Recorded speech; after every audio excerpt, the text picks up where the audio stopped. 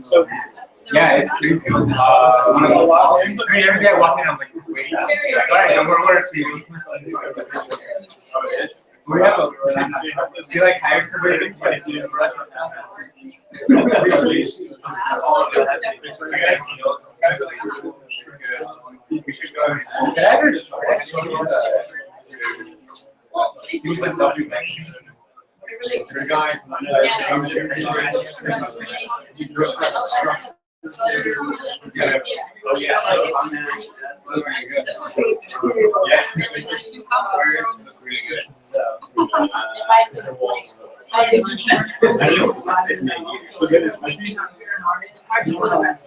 Community jazz.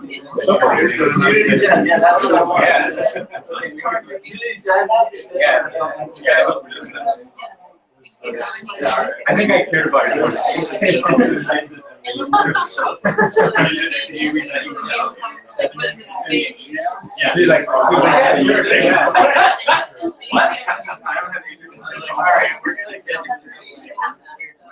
We've been talking about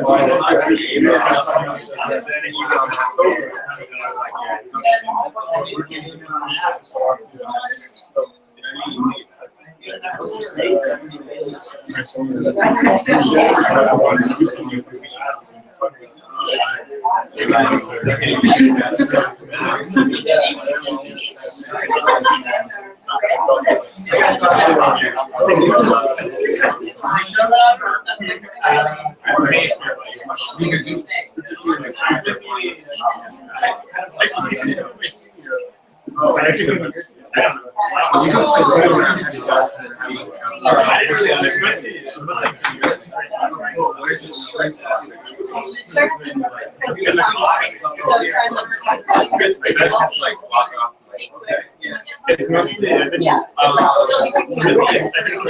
were just getting a lot of follows. I'm gonna talk about this. I kind of like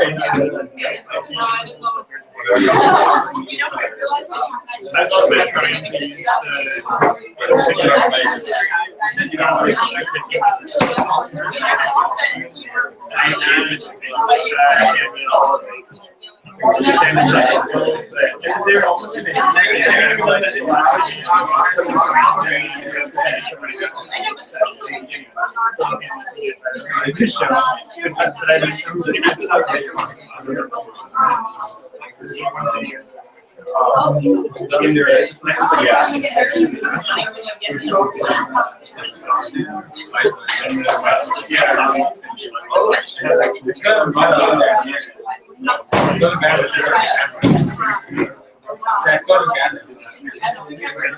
You're still keeping have like I've been making that stuff.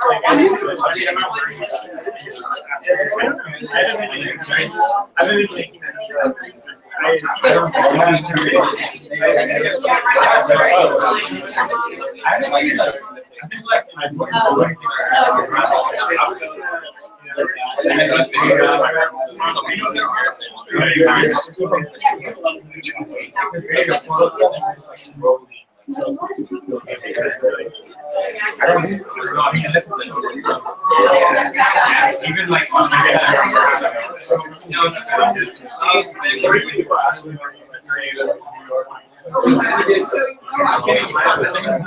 the project I would like to be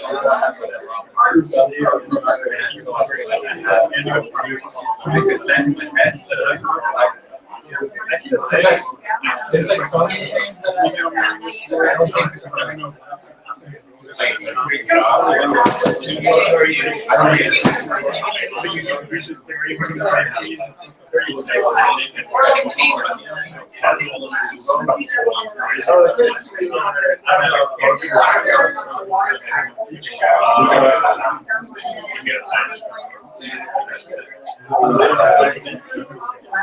Yeah, it's like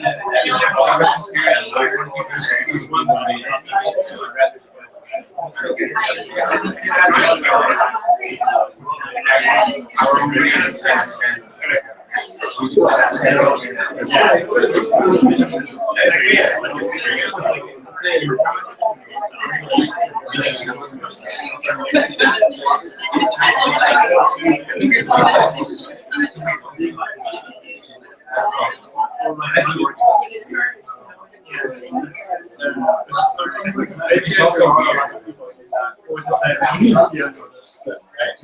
yeah, there's some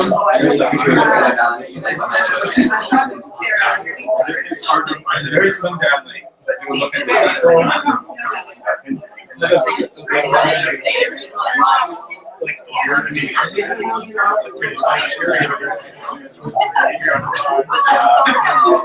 I'm just like yeah, yeah, that's really yeah.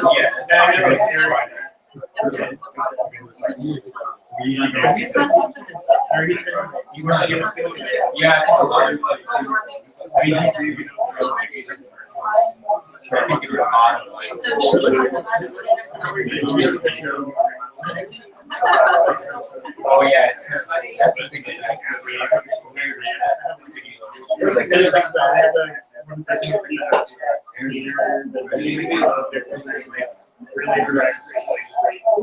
It's always it's always the same. I would even say that. Why? Because it's not. He doesn't necessarily. Yeah, there. One of the.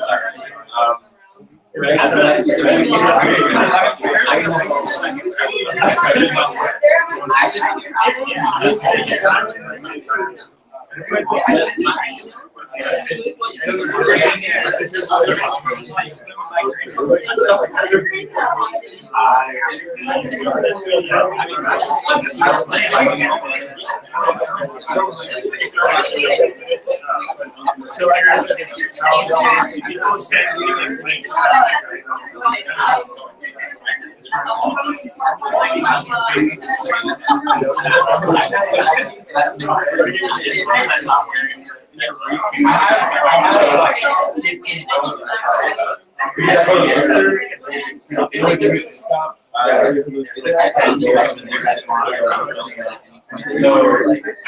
say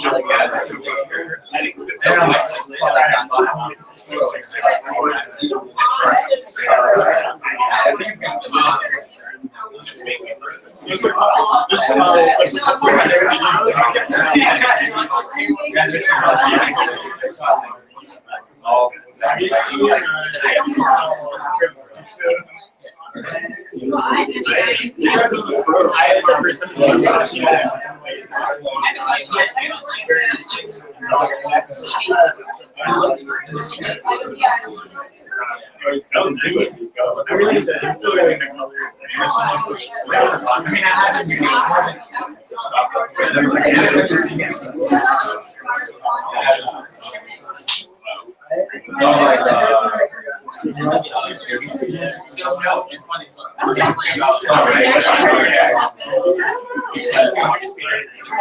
30 seconds.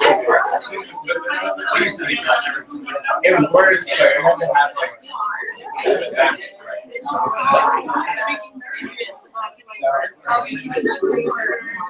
You just go super fast.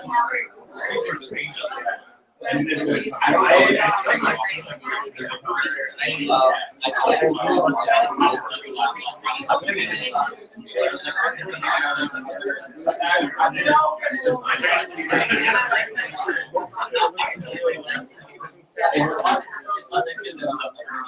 it's fine. There's a lot of things. So it doesn't look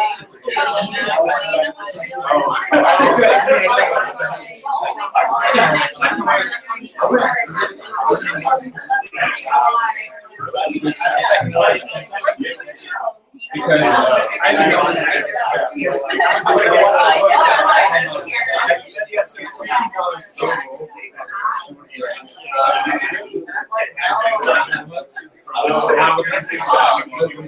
I don't know.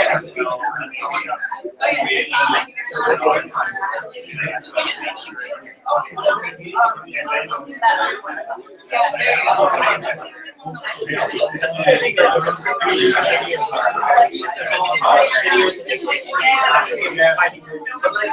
honestly, I really just like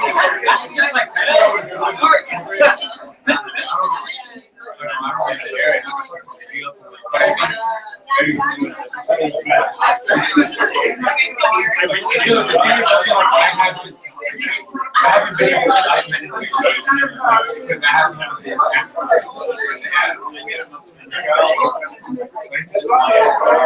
I was working last night.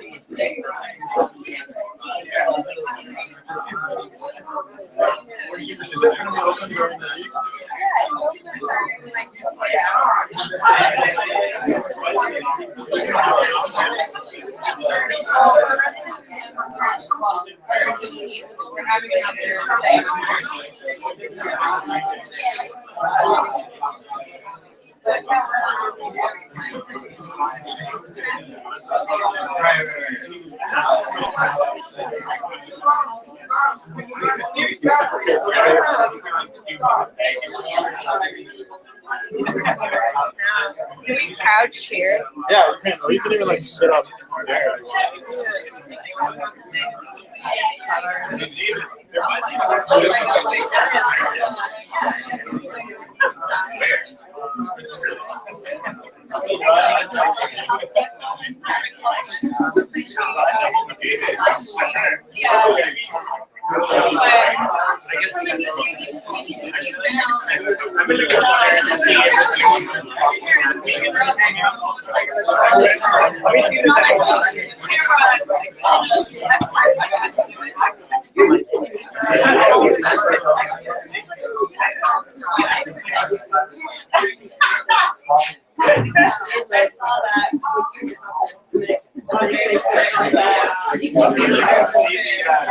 I meant to.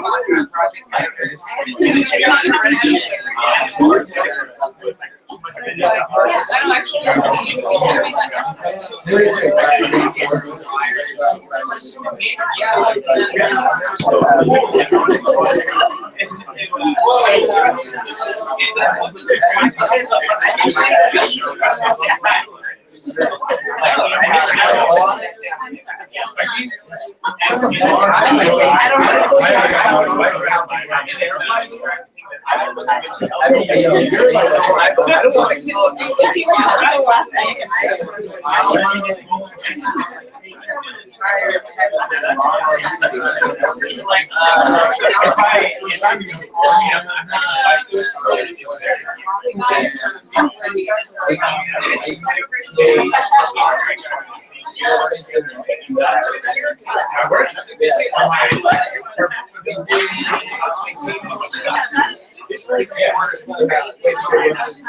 I'm working hard on it.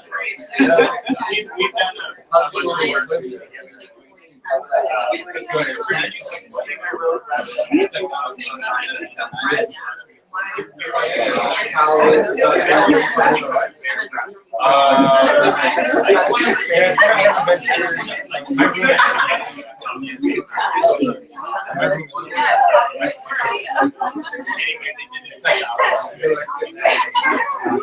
I mean, I'm wearing like all the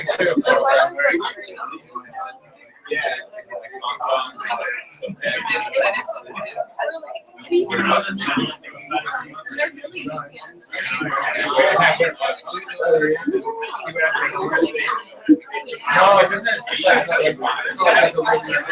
Yeah, I totally like primary.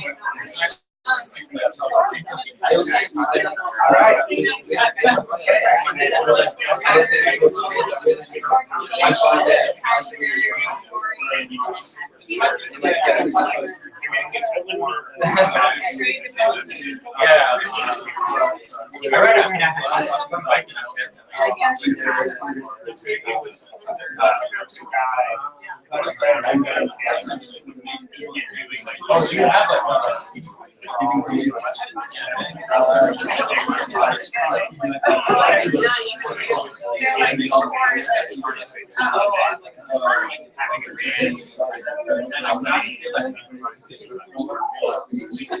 I wasn't there.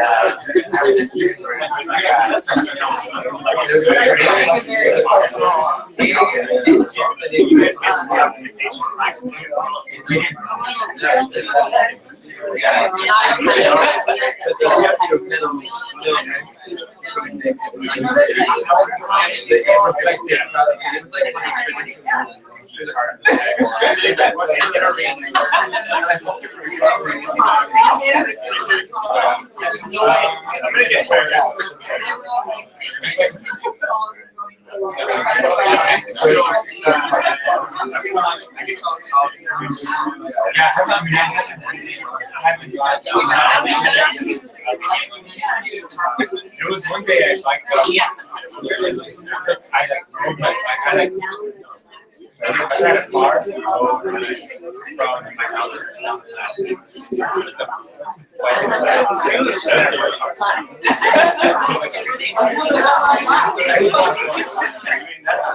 I wasn't good. Yeah, way more.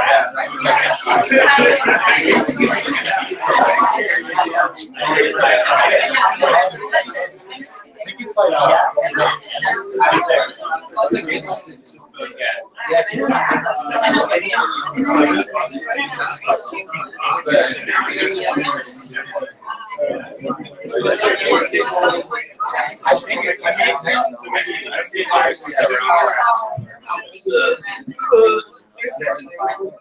guess there's some people upstairs waiting for that.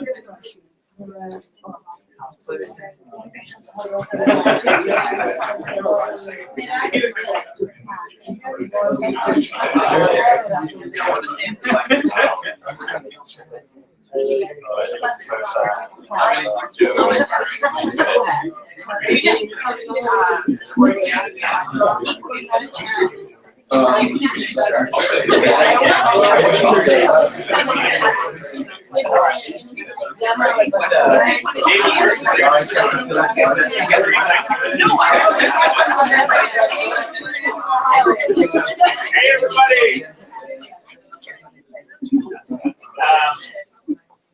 I assume because I can hear everybody that everyone can hear me. As you probably all know, Joe and I have both recently been working in Ukraine, and Olena is a curator who works for the foundation that we were doing our projects with, and we have come to report to you about what we were working on, and also we were hoping to have a discussion about what it means to do this kind of work at a time like this. And we're going to start by giving a little bit of background. Olena's going to talk about IZOLYATSIA, the foundation that we're working with. She's going to give a rundown of the kind of programming that they were doing, and kind of, I guess I don't know if you're going to talk about what they are intending to do, but we may talk about that later too. Then I'm going to talk about my project. Joe's going to talk about his project, which was a component of what I was working on. And then we're going to have a discussion, and it would be great if you wanted to participate. For the moment, we're just going to do this PowerPoint presentation style. So without further ado. If any of you guys want to come like sit up here, you're totally welcome to. It's going to be a little bit. Anyways.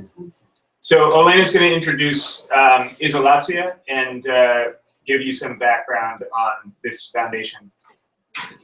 Thanks, Clemens. And I don't know if you realize you've chosen the coldest day of the year to do this. It's also Friday the 15th. Friday the 15th. So I'm actually very impressed of how many people came on this coldest day.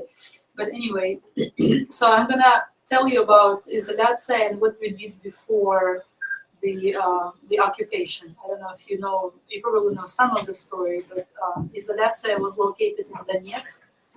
And we have this, so that's our main slide. So this is a map of Ukraine, and you see Donetsk is on the east side, so it's very close to Russia, and it's actually one of our biggest problems at the moment. So the foundation was actually occupied on the 9th of June last summer.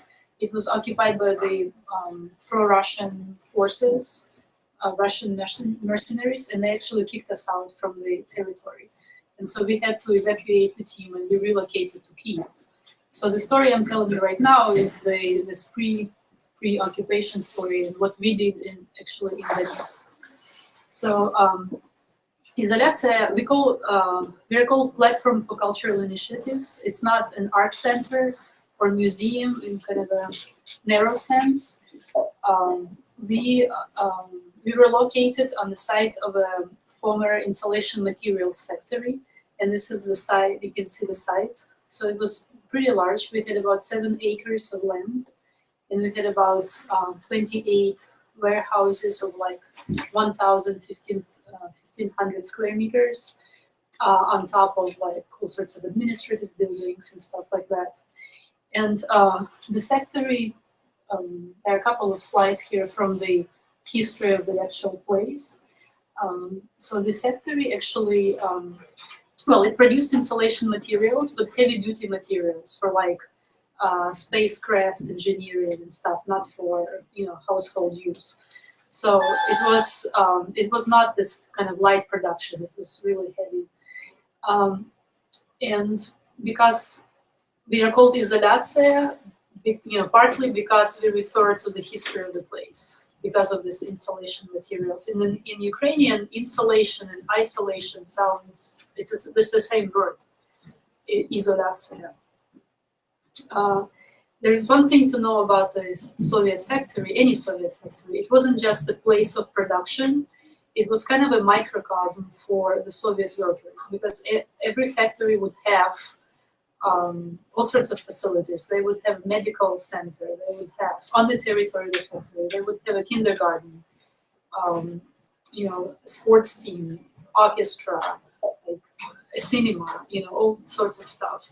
And when the factory actually stopped producing the materials, it never really went bankrupt or anything. It's just kind of, I don't know, the materials became not necessary, I guess, what they were making at the time. So it actually stopped production in the 2000s. And the former director of that factory, who is Luba's father, our foundation director father, he preserved everything that was on the site, and by everything I mean literally everything, like every single piece that existed there, starting from actual machinery to kindergarten toys. So he collected all of that stuff, and we had huge warehouses with all of that materials. So in 2010, the daughter of that person, of the former director, decided to do something about this, and she decided to open this kind of art center, community center platform. And the idea was to try to change the social environment around this place through doing something creative, not just arts, but like arts and creative industry and design. And the idea was to not just discard the past of the place, but work with the past, literally with the materials that we had in the factory, with its architecture, with the stories that existed there.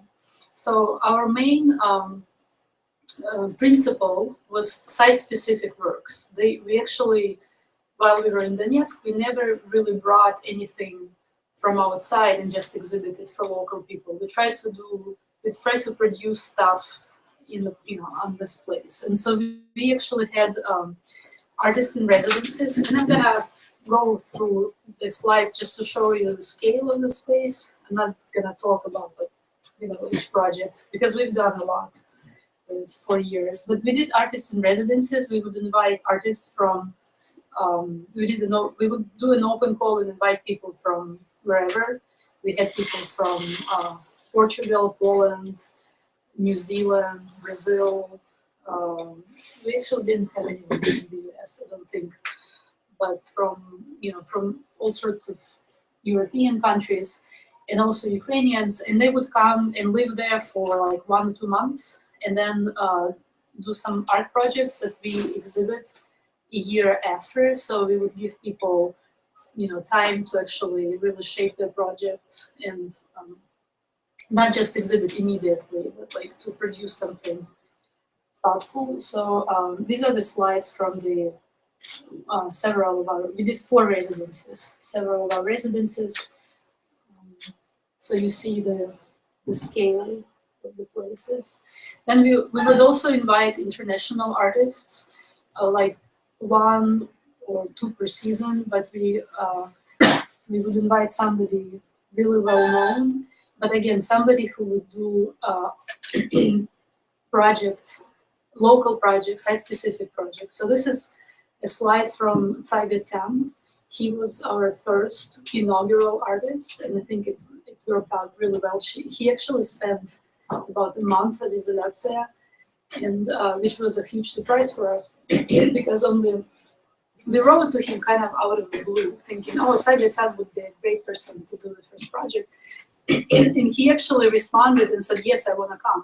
And then sometime later, we realized that he has a schedule of like 5 years in advance. He's really booked. And he really kind of, decided not to do something else, but come to Ukraine, which was a huge surprise for a lot of people. And the reason for that is that he actually comes from China, from a mining region, very similar to that. And so he always wanted to do something with the Soviet mining history. So he did a project, kind of a typical ZAHOPLENNYA thing with the artist, right?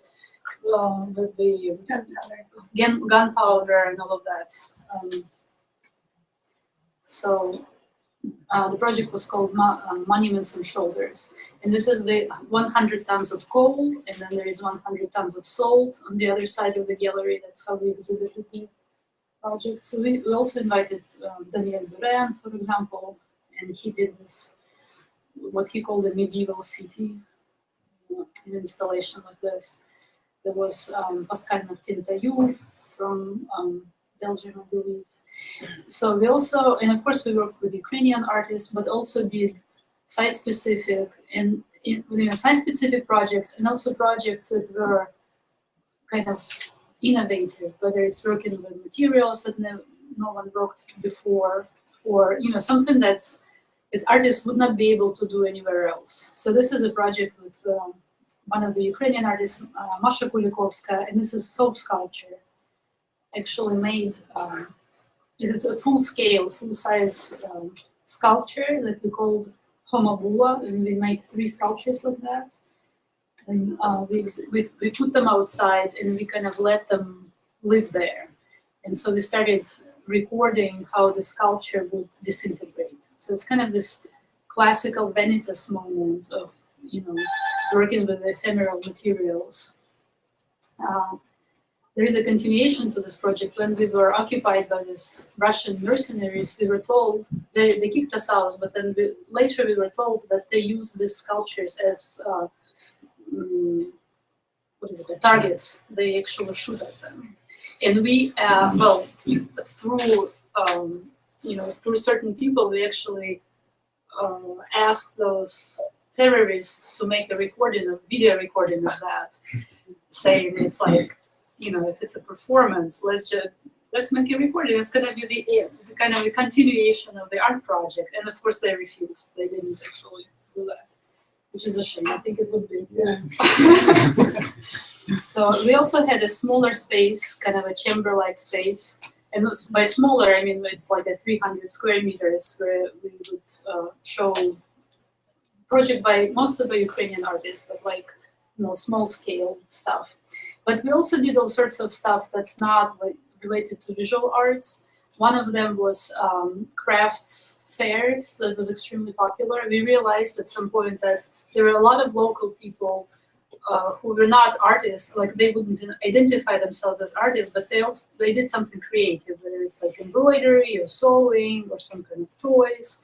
And those people didn't have any space to show their stuff, to sell, even to talk to each other. So we started doing this art fair, craft fairs, and they were by far the most popular stuff we've ever done. We had one in 2012, we had a winter fair, and within like first 3 hours, we had 1,500 people coming to our space, and we didn't know what to do with it. We couldn't really accommodate that many people.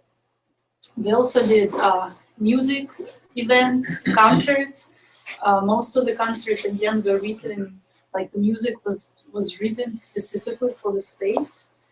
And there was one concert there, the artists were actually, it was at night, and the artists were kind of scattered around the space, and the viewers, the visitors, would have to find, like they would have to follow the music and find where this stuff is happening.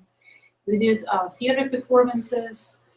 We did a literary festival. It was our last event on April 2014, and we called it. It was already when the war kind of started, in that region, and we actually called this event Ukrainian Festival. It was extremely subversive because we called it Ukrainian Festival, but we invited people who write in Russian, in Ukrainian, in Tatar, in Yiddish.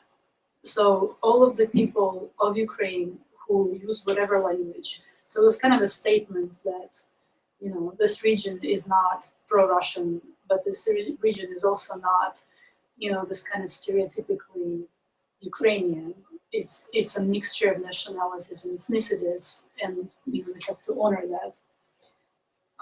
We also did a program, something like this Philadelphia mural program. We worked with children who would actually design their own mural, and then we would do, find a space in the city and execute this mural. And then, of course, we did all sorts of educational events, lectures, and movie screenings and whatnot. And we also had an initiative that we called IZOLAB, but it's designed as a Fab Lab fabrication laboratory, and it's an initiative that comes from MIT, and I think many of you probably know that it's a network, and it's a network of labs that have digital devices like 3D printers and lasers and all sorts of stuff, and we had three of those machines. And so we did also workshops, and it was supposed to be the beginning of the creative industry space. That wouldn't be just the catering to the arts, but to a larger community. And I think one of the kind of coolest projects that we've done at IZOLAP in Donetsk was working with a local dentist who worked with people with, how should I say this, politically correct, with like drug users who would have serious problems with their dental, with their jaws and stuff. So that guy created a 3D model for one of the patients, and then he created on a 3D printer, he created a plastic model of the jaw, and then he made a cast of that model. So that's just one of the examples of how this Fab Lab wasn't just for like art purposes. It would actually work with all sorts of people inside. So I think that's the end of my presentation. But and so on the 9th of June, as I've already told you, we a group of armed men with like balaclavas and all of that came to our territory and said, "Okay, guys, you need to move. We like your facilities. You have, it's so large, and you have water and electricity. We actually need your space because we're gonna," and they're under the pretext of storing humanitarian aid. And of course, you wouldn't argue with somebody who has a Kalashnikov. So we moved like that very day. And we try to, we have some collection. We're not really a collecting institution, but we do have some collection. And so we were able to relocate like 2/3 of our collection, and 1/3 was just lost. And then later we discovered that those guys established, they store weapons on that territory, but they also established what they called special committee unit. So it's an interrogation, investigation unit, and also prison. So they actually keep prisoners at our space, and we were told that they execute people there. I don't know when we're gonna show the video. We have one of the videos with the head of the special committee, and the video was done by a Russian journalist in June, because already at the time they wouldn't allow any Ukrainians there, like Ukrainian journalists, but they would allow Russian ones. But then they stopped even that. I think they realized that it's better that the outside world is not going to see what's happening. So we have a video with this special committee guy. And that's, so far that's kind of the end of the story. We don't know what's going on right now. We don't know, in what, I don't know, but we don't know what they do with the territory. I don't think they're gonna, be particularly careful about the artwork that's left there and all the facilities. And of course, we know that the general situation is kind of getting worse, especially lately, and there is a lot of military action there. So, I was going to start this segment. I was going to talk about just an overview of what has happened, like a timeline. Is that helpful, or does everybody already know what has happened in Ukraine in the last 2 years? All right. So I think it's probably useful. So this is Ukraine. Let's see if I do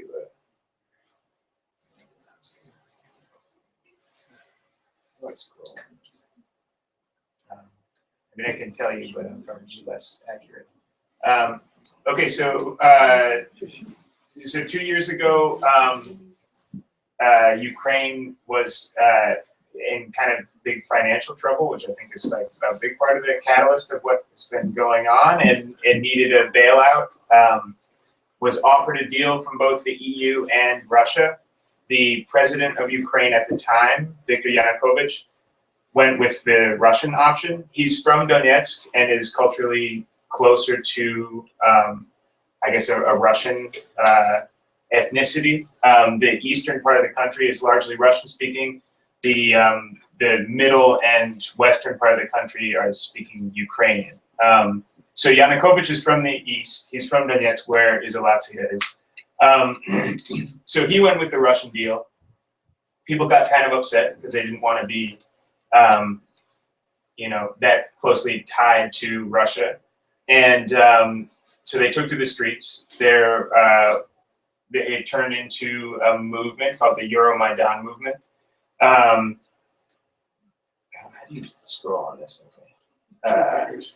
Yeah. Basically, Yanukovych did a great job in handling this whole thing by killing a bunch of protesters. And on February 20th, more than 50 people were shot during the protests. And within 2 days of that, though, he fled the country, and that was kind of the end of his government. But within a week of that, Russia decided to invade Crimea. But of course, Russia invaded Crimea, but they didn't really invade Crimea because they denied it the entire time, and none of the troops were wearing Russian insignia. So it's kind of like this strange form of warfare where they're perpetrating these things but denying them at the same time. And they continue to support all the separatist action in the east of the country by supplying them with arms, sometimes with troops, but they're consistently saying that we're not doing this. You probably remember this. How many trucks was it? It was like 150 trucks with humanitarian aid, but they were military trucks spray painted white, and they at the same time were moving tanks into the country at a different location. There's been a bunch of weird things like that. Anyway, so when Yanukovych leaves, Ukraine puts in a temporary government that eventually elects Poroshenko, the current president. And Poroshenko in June signed a deal with the EU. So the original deal that most of the country wanted Yanukovych to sign.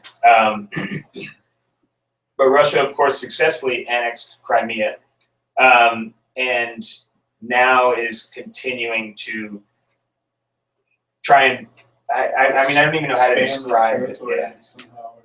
Yeah, but it's not overt. It's like what happened in Crimea was quite a bit different, I think, where there was a referendum, and over 90% of the people who voted said they wanted to be part of Russia, and so it's like this.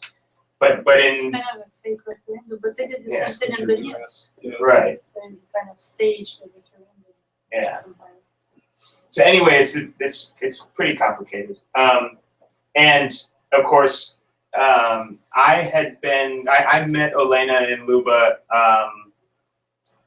about a year ago, and we had been talking about working on a project developing facilities in Donetsk.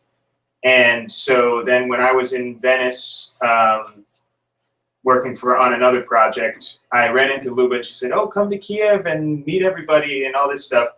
This is, of course, right before the biennial in Venice, and that opened in June, in the beginning of June. And so I said, okay, that's a great idea. Let's do this. I want to meet everybody. I want to see what's going on. And they flew me to Venice on June 8th. And you might remember the date, June 9th, from Olena's talk. Basically, I showed up, and the next day, IZOLYATSIA got raided and taken over. And so I was kind of like, all right, what am I going to do? It was kind of funny in a way, because we moved to Kyiv, and it was very hectic, and like we couldn't understand what to do and all of that. And there was this American guy coming, and we totally forgot about him. He's like there, but seriously, we tried to figure out how to move our stuff and like save, the paintings, and like what's gonna happen. People personal belongings and all of that. So we abandoned you. Yeah, so basically, I was just in Kyiv. I was hanging out with this pretty fun guy who Olena knows well. No, I won't go into him, but so I was walking around, and the Maidan protests were still, all the stuff from Maidan was still there. So the center of the city was all basically military tents. There's this big Christmas tree. These are photos I took there. These are actually when I came back again later, but when they were clearing everything out, and the protesters lit a lot of stuff on fire to stop people from cleaning. the streets. But so this was basically the situation when I showed up, and I was just wandering around abandoned by IZOLYATSIA. We just let you loose, so you actually discovered stuff, you know? Anyway, so I'm going around Kyiv. I'm like, I guess I'm out of a job. I don't know. So I was looking at all this stuff, and I'm also reading the news and trying to make sense of what's going on, because this is all pretty new to me. And I kind of had this idea that seeing all this stuff, you realize that in these occupations, people are using a similar visual language to get at what they're trying to do, right? So their politics are totally disparate, but they use the same methods to make their point. Here's an image of the Maidan protest on the top and the DPR on the bottom. So I had this idea that, okay, people are communicating in the same way, but they're communicating entirely different things.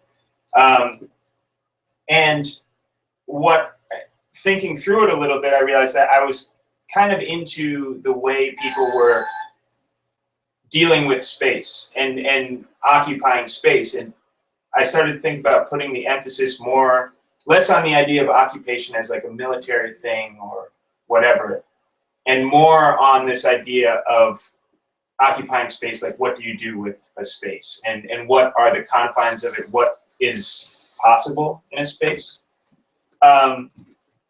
And from that, I went back to New York, and I was kind of thinking through all this stuff, and like I said, kind of thinking, okay, well, I guess that's not going to work out. But then I had this idea that maybe we should do something now that IZOLYATSIA had been deprived of its platform. You know, the name of the foundation is IZOLYATSIA Platform for Cultural Initiatives.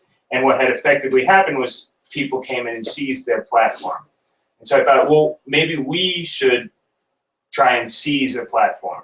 And I wrote up this proposal for a project, which was later called ZAHOPLENNYA, that was to seize temporarily public space in Kyiv and do temporary art projects throughout the city over a month.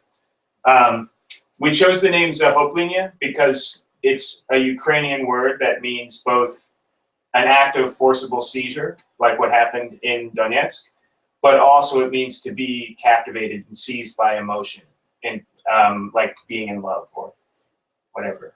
I hope that's accurate. Yeah. I don't speak Ukrainian. So from this, we put out an open call. We invited some people like Joe.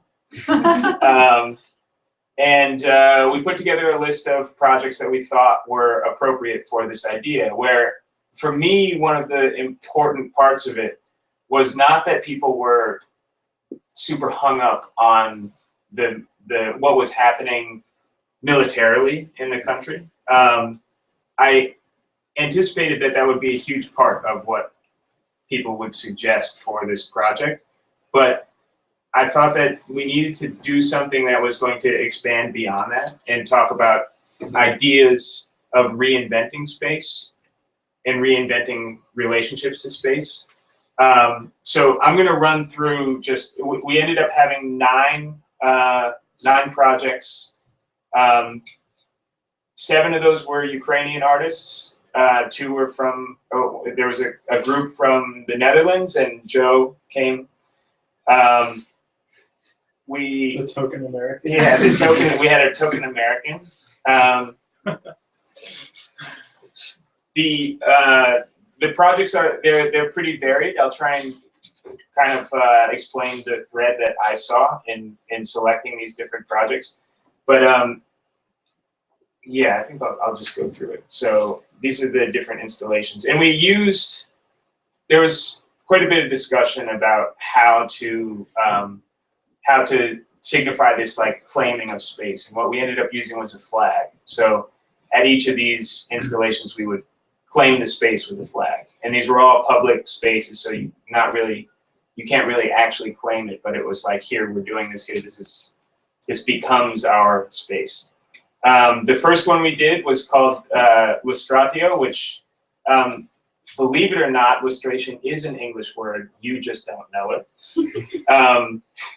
Ukraine has more reason to know it than probably the US. But basically, what lustration is when you deny politicians or other people in power the possibility of running for office again or whatever. It's basically to stop corruption. So these guys proposed a project where they were going to basically make a physical wordplay because lustra is the word for chandelier. So they built a chandelier in the park in front of the Parliament building and talked to different people about lustration. And they were trying to sell them too, but they didn't have much luck. Then this is the Dutch artists who did a project called Skrif, which was this machine that writes with sand. I can show you some more. The text was composed by an artist named Clemens Poole, who it's kind of like this.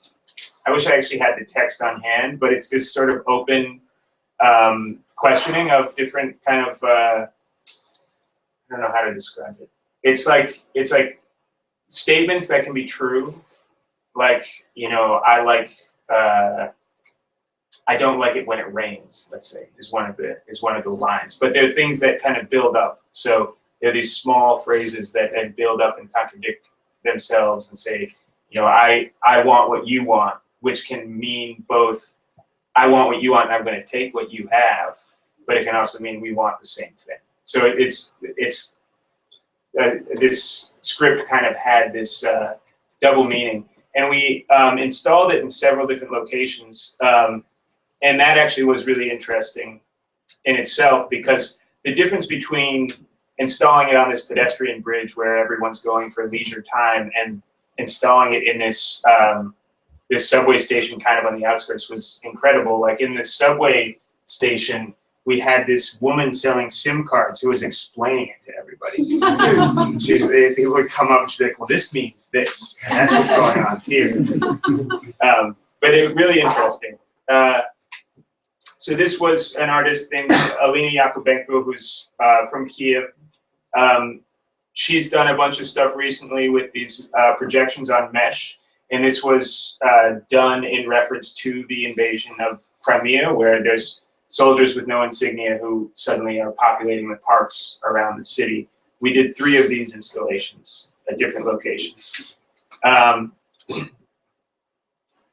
This was a project by a group called Open Group that's based in Lviv, which is another city in west of Kyiv. This project is part of an ongoing series that they've been working on called Open Gallery, where they take some element of a gallery and they redefine a space with it and say, like, you know, if we shine lights here, then this suddenly becomes a gallery. So we installed this on 2 different occasions, once in the woods, once in this sort of apartment block.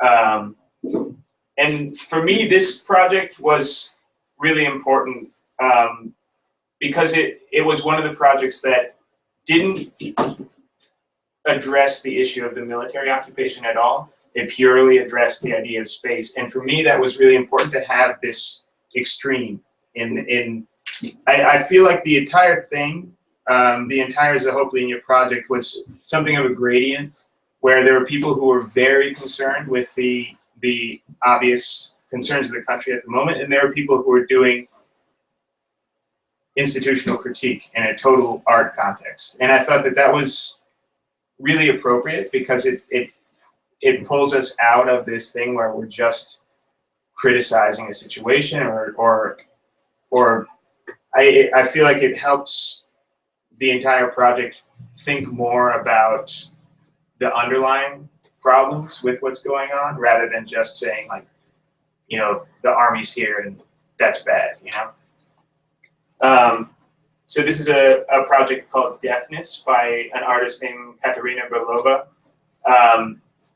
where she screened a bunch of it. We managed to get for free this space in like a little shopping mall area in a subway, and she put together a video of all these different disasters, and had these girls giving out free milkshakes and had like smooth music in the room, and it was kind of really nice. The thing that I liked most about this, I really liked the aesthetic attention she put to editing this thing. It was like really beautiful, and I was thinking like, this is. The thing is, it's not just this juxtaposition of, you know, something terrible and something pleasant. The thing that I got really into was this idea of making people consume something. Like you had to drink a milkshake to go do this, and you kind of want to drink a milkshake, but you also, it's such a weird thing to say like, okay, you know, you want to watch, you know, a bunch of people getting bombed, you can watch it. You know, as long as you drink a milkshake, or as long as you drink a milkshake, you can watch it. I really like this kind of the limitation of what somebody will do for some kind of pleasure, and maybe the repercussions of that. This was a piece called Rain by a group called Ubik Group that's based in Kyiv. Olena Chervonik, who did the projections in the park, is part of this group also. They culled from months and months of news broadcasts a bunch of audio and hung 50 different pairs of earbuds through this grid. And so you could kind of move through this and listen to different audio from different points during the conflict. I thought the execution of this and the concept was really beautiful and really, I like the way this was done.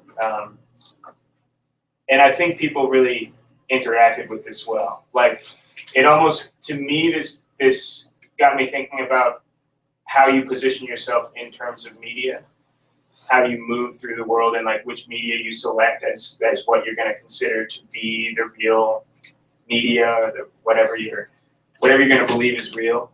Which this, to me, ended up meaning a lot, because being in Kyiv at this time, you meet a lot of journalists, you meet a lot of people who are generating this material.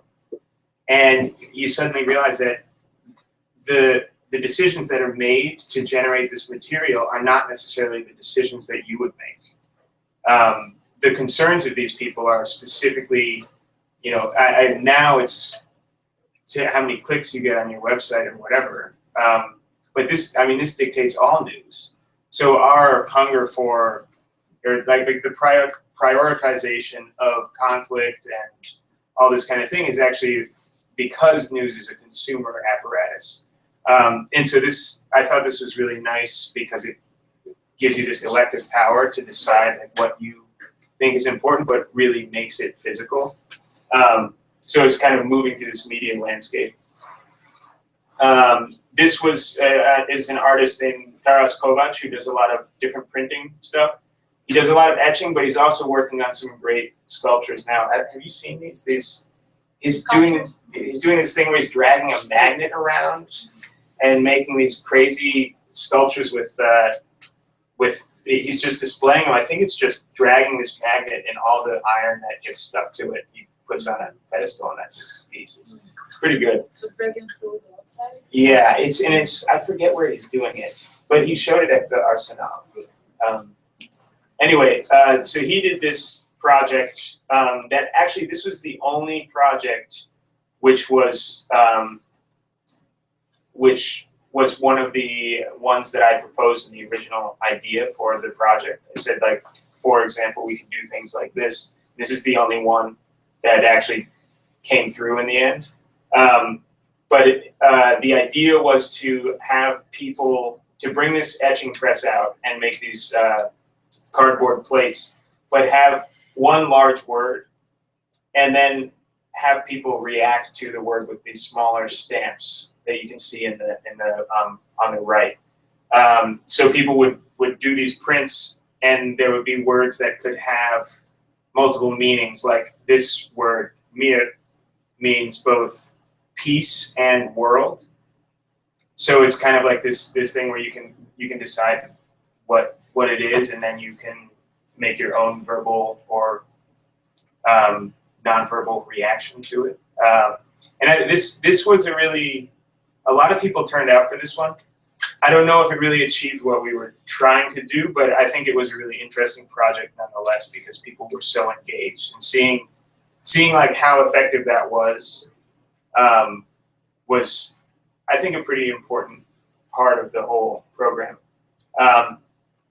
This project was by an artist named Sasha Kormaz, he formerly did a lot of graffiti and street art, and he proposed this idea that he would ask refugees from Donetsk, which in Kyiv there's a lot of people who are coming from Donbass region because of the conflict, and so he asked refugees from Donbass to just assume a hostage position at random places throughout the city, kind of like a flash mob style thing, but it was more calculated. And so he had them just pose this way for 15 minutes and then go.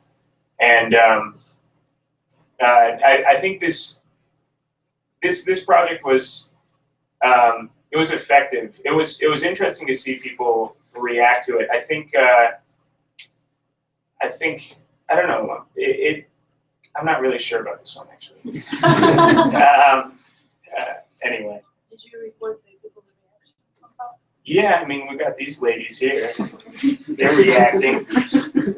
No, we're mostly just documenting the people performing.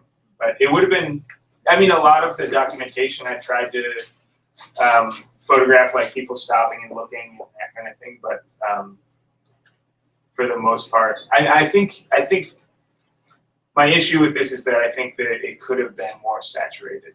We could have done it more. We could have gone farther with it, and that just didn't happen. Anyway, so the one project that I left out is, of course, Joe's project, the radio chain. And fortunately, we have the artist himself here to talk about it. But yeah, we're gonna go through his project and then show you a video, and then you can ask questions. So we go from head curator to mini curator to artist. So my project that I proposed to IZOLYATSIA for ZAHOPLENNYA was at first I didn't know what it was or what it could be, and I had this like really early hang up when Clemens invited me to come to write a proposal. It's like I don't have any kind of context for the like very serious conflict that's going on in Ukraine. I understood a little bit about what IZOLYATSIA was doing and how they were kind of, you know, via Clemens were going through this kind of rapture from being totally, you know, driven forcefully, violently out of their space, and kind of trying now to figure out what they are going to do in, you know, displaced in Kyiv, kind of as like a refugee institution almost. But one thing that made me want to go really is this idea that IZOLYATSIA is an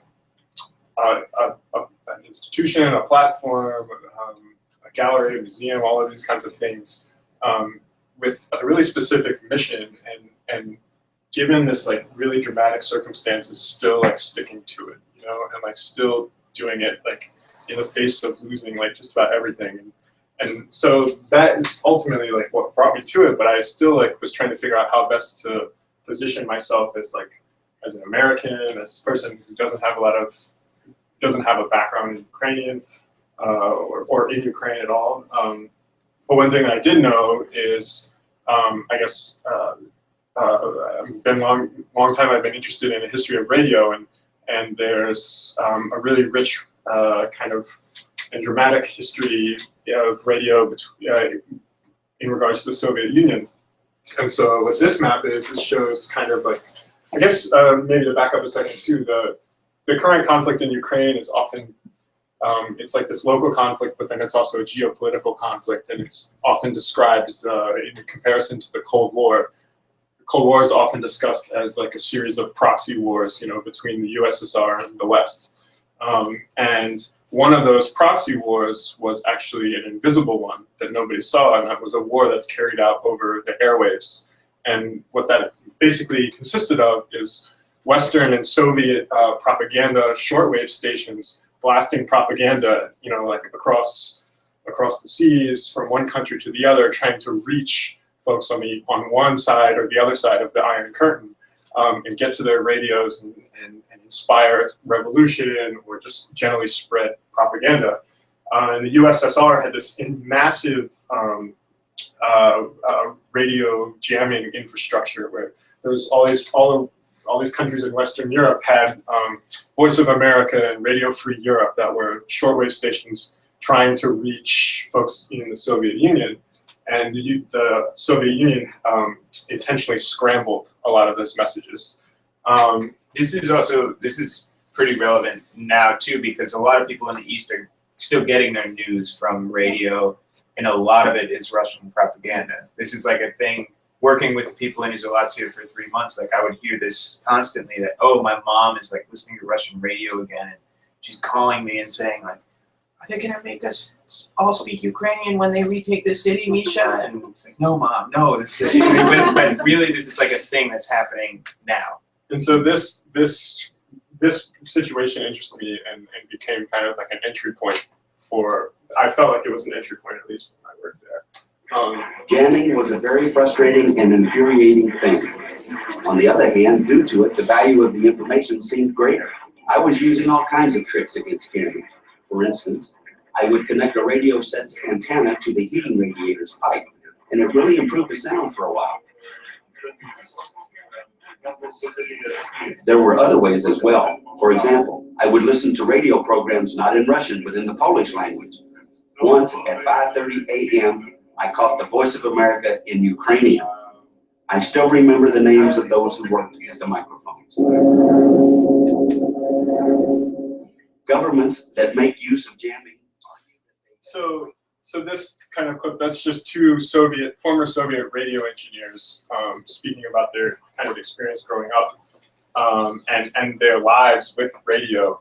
And what interested me, or like kind of piqued my interest with that clip in particular, was this idea that the human body became like a kind of antenna, or the human body could intervene in a signal in a way that brings it from this kind of staticky signal noise to a clear signal, just by like something simple like touching a radiator pipe or something.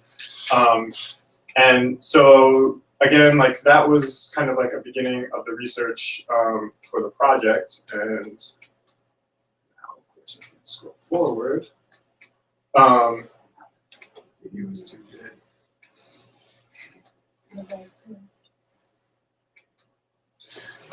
And another kind of like anecdote that I tried to fold in was with my project was this really amazing protest that occurred on August 23rd in 1989 between Estonia, Latvia, and Lithuania.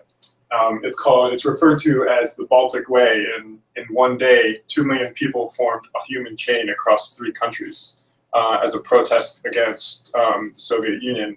And 2 years later, in 1991, the Baltic states gained independence from the USSR. This is just like kind of a funny little video to give you a sense of like the scale of this massive thing, where like across 3 countries, like everyone held hands for like an entire day. And so I guess, and this is this really awesome like theme song. And this was like playing on the radio all day, this song.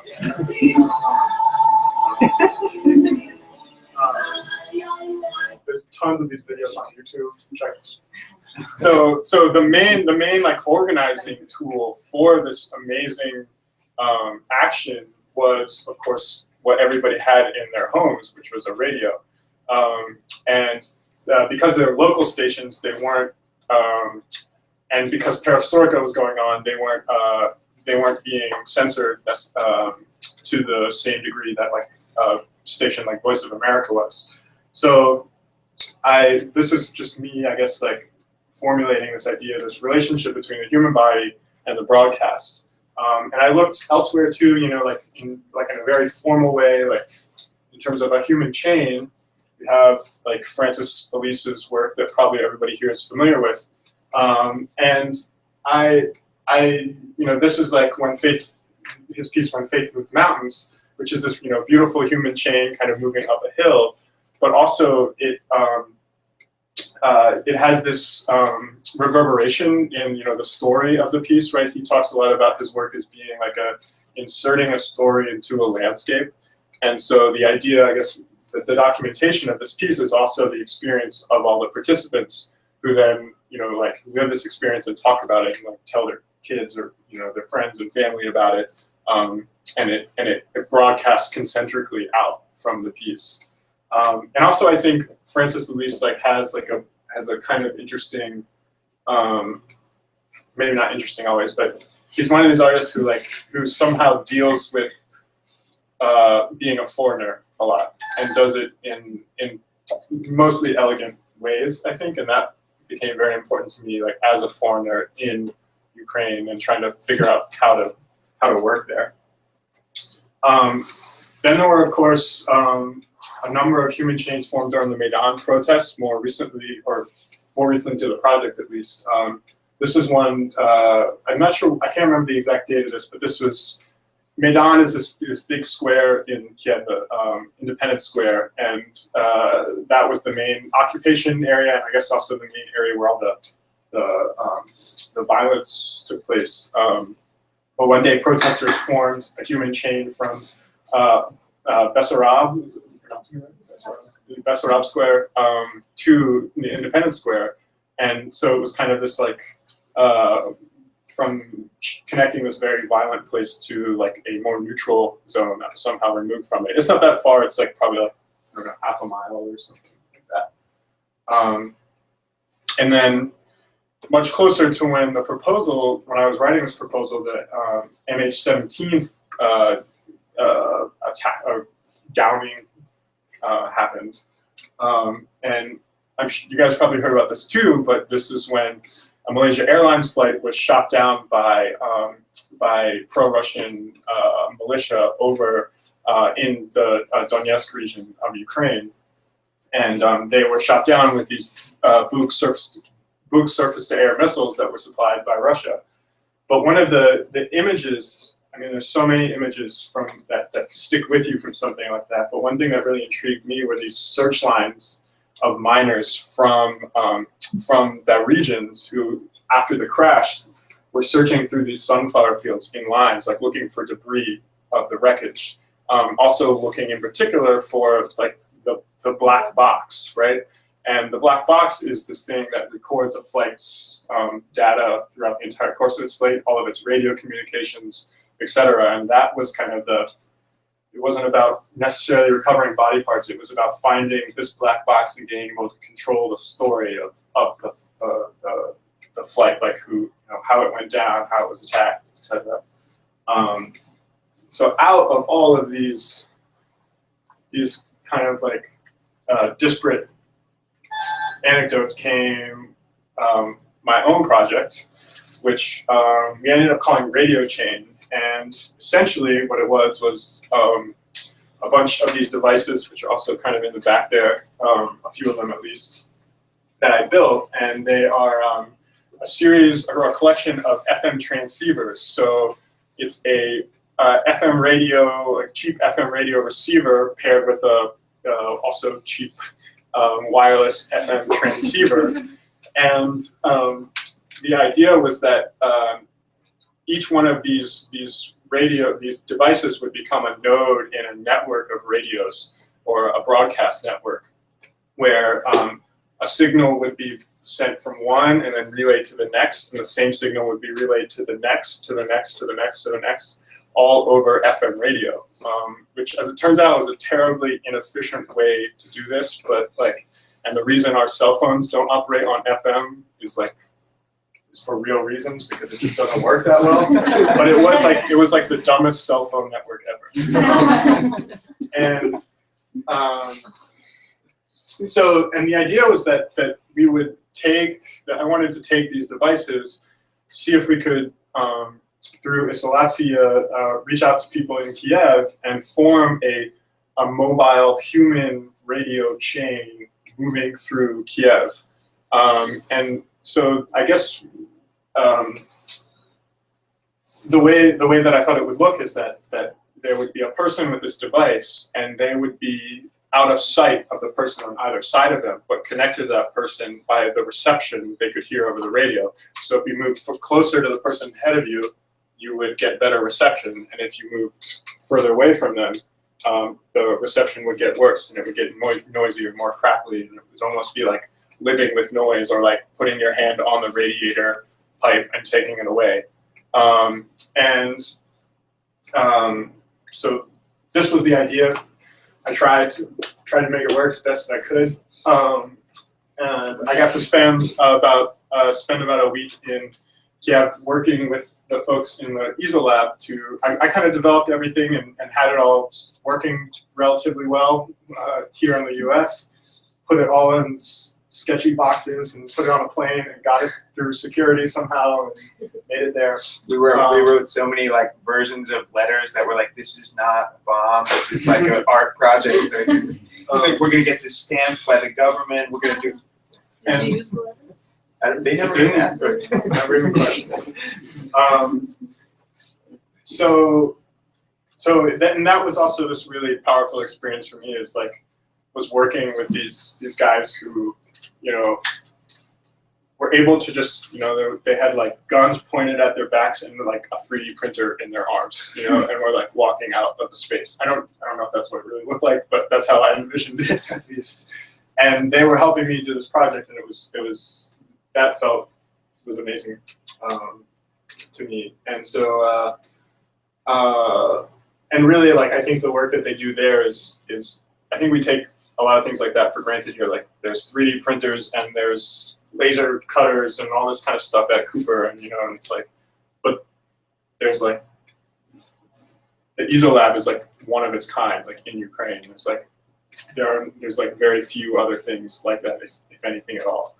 So it was a privilege to do Doing that. a crowdfunding thing right now. The other part of being there and like, in the preparation of the couple weeks that I was there for the actual performance was figuring out the route that we were going to try to navigate with this radio chain. And we were somewhat limited by the battery life of the cheap transceivers, which was about 2 hours. So we actually traced this route from Bessarab, which is where this human chain I showed an image of earlier kind of originated, through Independence Square, and then kind of down this big hill and moving eastward, basically as far as we could until things kind of like ran out and everything stopped working. It was really one of the things that was great about this too, is that I was able to work with two Ukrainian artists, Yulia Kostareva and Yuri Kruchak, and a Ukrainian journalist named Maria Propenko, and in figuring out what this route should look like, and then two, also figuring out what the content broadcast over the radio should be, because when I was going there, I didn't feel that I could dictate what the content should be. I wanted, much like IZOLYATSIA is a platform, I wanted these radio devices to be like a platform for other artists or other people of any sort to like add something to the project. So Yulia and Yuri and Maria worked together and came up with this really nice audio, which was playing earlier as people were kind of coming in. And basically what it was is they had been collecting interviews with protesters from Maidan and also more recently with Ukrainian soldiers. And what they did was they took all these interviews and they extracted all of the references to violence or upheaval and kind of like threw it away and strung together all of the parts of the interviews that had to do with like kind of like inane things or like daily life or just, you know, these soldiers talking about their pets or their commute to work before the war or something. And I think that really was great at bringing the project a little bit closer to the notion of ZAHOPLENNYA and seizure and also this idea of filtering media.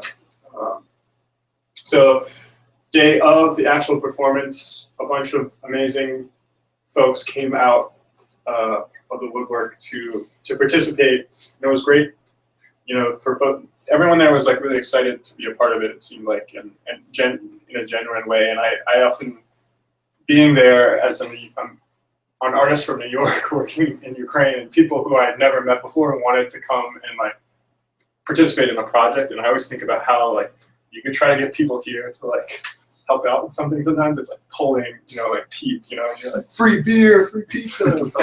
I don't know. It felt really really special to me too. So these are kind of just photos of the actual performance, which is felt a little bit difficult to actually document because everybody was so far apart, you know, and it was like passersby. But the idea also was that you know, because the devices are amplified, that people on the street would somehow get involved, and I think that happened in some cases. Maybe it should have been louder. We got to there's the other token American. Yeah.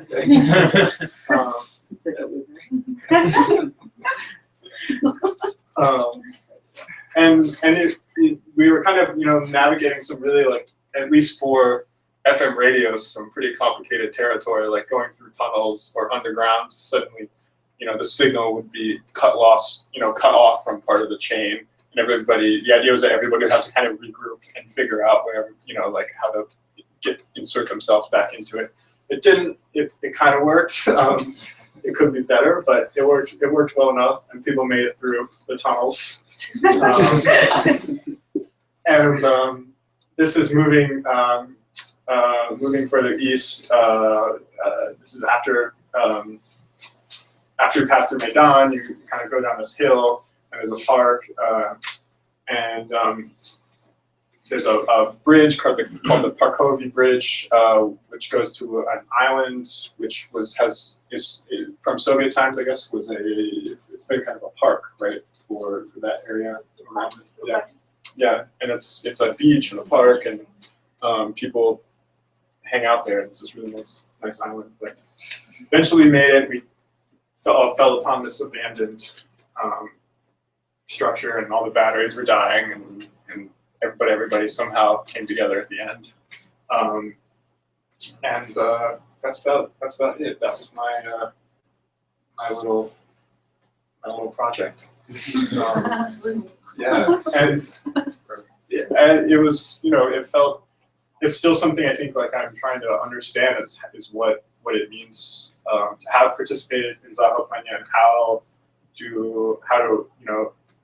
do you continue to support a place like that as an artist, and not kind of like just be like an artist that's like parachuting in and doing a thing and then like leaving. And so I guess like we're here now, and this is like somehow part of it too.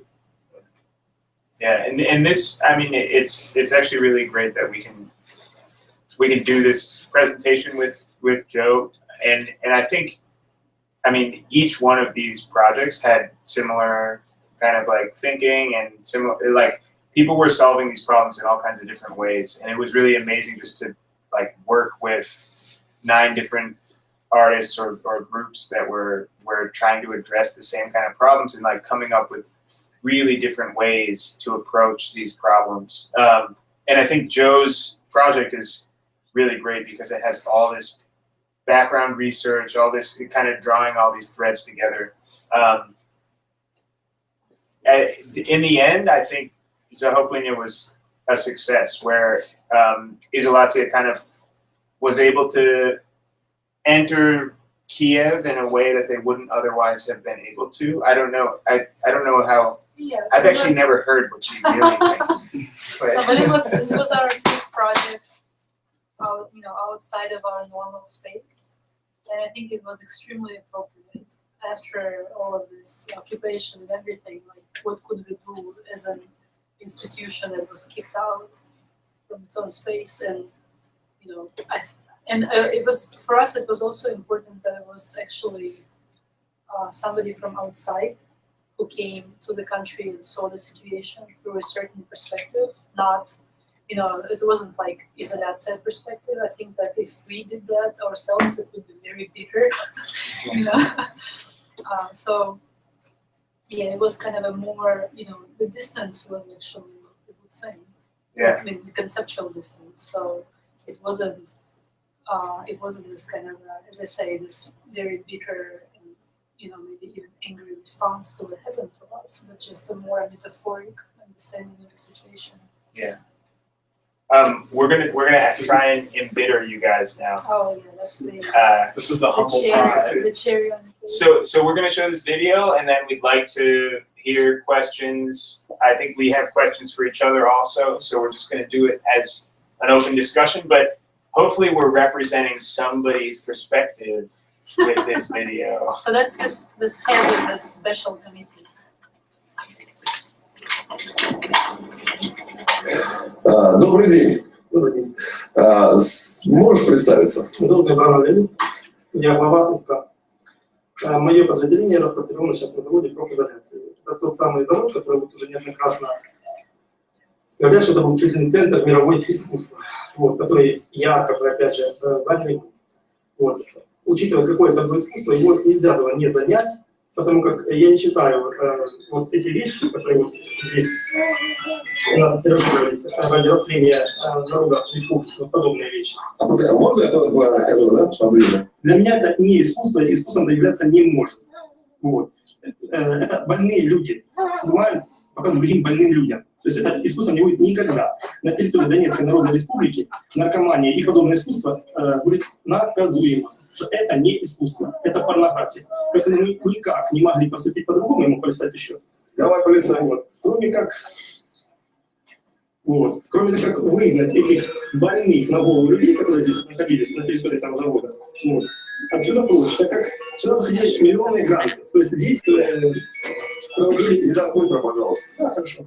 Проводили учебу и тренинги, все, кто только можно и кто только нельзя, которые отношения явно не имеют ни к чему возвышенному славянскому. Это люди, ненавидящие все славянское, все русское. Поэтому, само собой разумеется... Телефон выключить, простите. Да, конечно. Поэтому мы не могли никак на это смотреть и пройти все это мимо. То есть вот такие ребята здесь забивали голову молодежи нашей, которая должна расти, жениться, заводить детей и увеличивать население крата нашей республики. Само собой, разумеется, нами были приняты меры, и вот так называемое искусство уехало на устье. Все, что здесь было похоже на искусство, мы разрешили вывести, то есть обычные картины, пейзажи и все остальное. Мы разрешили вывести. Но что касается вот этой порнографии... А ты можешь показать еще, что тебя вызывает особое возмущение? Я же вам уже показывал. Вот это? Да, не только. Там есть ряд вот таких же подобных вещей, таких целых. Можно посмотреть еще. Я занят, перенабери. Вот подобная вещь. То есть мне это непонятно. И я думаю, что в моей республике мы сможем прожить и без этого. Может быть, вы просто... А ты можешь развернуть у меня под цвет? Просто у меня цвет не достает. Потом отдельно по всеми бокам. Леонид, там... Не, вот это сразу вырезайте, потому что вы сейчас понимаете, потому что у меня какой-то будет комментарий к этому делу, а я буду стоять на фоне вот этих непонятно чего. Я целиком даю. Мы же никуда не денемся. Я очень с вопросом отношусь к так называемой русскому форс. Форс русского быть не может, по моему мнению. Это такая же грандическая организация, как и были здесь. Поэтому одних выгнали, другие приехали. Поэтому я уверен, что вы очень все интересно нарежете, более чем уверен. Но не рекомендую, потому как вам сюда еще не раз приезжать. Да, я так правильно понимаю, объясняюсь? Я здесь работаю. Вы здесь работаете. Поэтому лучше, чтобы все-таки это корректно доходило до эфира, как оно есть. а не было нарезано в виде вот меня с чем-то вот этим в руках, потому что как бы мне руки после этого придется отмывать в суде, потому что я не считаю это искусством, я считаю это порнографией непонятной. Тут важный вопрос, Да. может быть, ну, просто не понимаете это искусство, потому что вы же не специалист по искусству. Я же вам еще раз говорю. Я могу не отличить картину оригинал от копии, но я уж точно могу отличить какого-нибудь извращенца или девочку, писающую ведро, от искусства. Это уж точно. Тут не надо быть большим экспертом и специалистом, чтобы понять, что это не искусство. Подожди, Леонид, вот можно задать вопрос, да? Писающий девочка, а писающий мальчик? Если это фонтан, Да, я как раз это намекаю. вот, то это похоже на искусство. Потому что, еще раз, там не фото, там скульптура. Вот, это фонтан. А здесь просто порнография. Вот. И люди на этом зарабатывали деньги. Это первое. Второе, промывали мозг нашей молодежи, которая вместо того, чтобы расти, заводить семьи, заводить детей и работать в нормальных работах, вот, деградировали. Вот. И население наше не увеличивалось здесь, а вымирало. Вот после прихода нашего, еще раз, к власти, вот народной власти, я надеюсь, что мы этот процесс остановим. Вот. Поэтому наше население должно расти. Славяне все-таки великая нация, и она должна развиваться и кратно увеличиваться. Так как я уже вам до этого говорил, что на момент 900 года каждый шестой житель этой планеты был русским. Вот. Сейчас это далеко не так. Поэтому мы уж постараемся как-нибудь, чтобы все мы, славяне, русские и другие, росли, увеличивались количественно и становились сильнее. И самое главное, достойнее. Вот. Что такое специальный комитет? Специальный комитет это комитет, который сейчас был одобрен первым лицом для разрешения ряда вещей. Потому что в связи с военным положением сейчас у нас мародеры есть и диверсанты, которые работают, и предатели. Вот. Поэтому создан комитет, который будет бороться со всеми этими элементами и внутри системы, и за ее пределами, снаружи системы. А что вы будете делать с людьми, которые, например, продают наркотики или придают Донецкой наркотики? Смотрите, во-первых, будет официальное расследование. Проводится всегда, только официальное, только расследование. Вот. После того, как сейчас... Как с ними надо поступать? Изолировать, потому что сажать, арестовывать. То есть если человек враг народа, как с ним поступали? Сейчас у нас идет война, гражданская война. Вот. Как поступали во все времена следователи? Либо сажали, либо расстреливали по мере необходимости и по мере вины. Поэтому вина будет определяться Следственным комитетом при СК. Вот. И следователям будут делаться определенные выводы. А вот подожди, Леонид, вот ты следственный орган или ты контрразведка? Нет, СК наделен всеми полномочиями. Так, следственного органа. Вот могут прочитать закон, можете смело прочитать. То есть, А можно показать закон, я подсниму его, это же не секретный документ? Не надо. Хорошо. Я могу там прочитать, ничего снимать, нам ничего. Хорошо. Прочитать можно? Хорошо. Скажи, пожалуйста, мы можем перейти к другим объектам современного искусства? Да, единственное, что я вас сопровождать не буду. Я думаю, что мой зам вас сопроводит, потому что мне так называемое ваше современное искусство непонятно. И я думаю, что для меня это не искусство. Вот, поэтому мне неприятно шататься по всякой порнографии, смотреть на это вообще дотратить даже палкой, какой и к чему. Поэтому я вас оставлю, я буду говорить у себя, а вы уже там садитесь, смотрите так называемое искусство. Вот. Показывайте народу. Вот, так что именно так. Спасибо. Спасибо.